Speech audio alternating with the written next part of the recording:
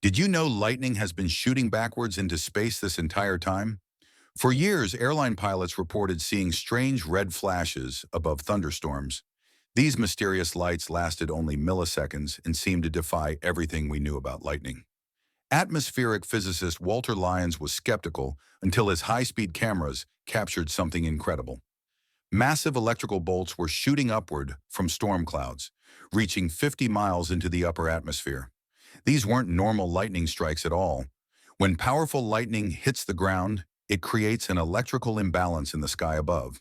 This forces energy to discharge in the opposite direction, straight towards space. Here's the shocking part. These cosmic lightning bolts are 50 times larger than regular lightning, but they're completely invisible to the naked eye. This backward lightning has been happening constantly above every thunderstorm on Earth.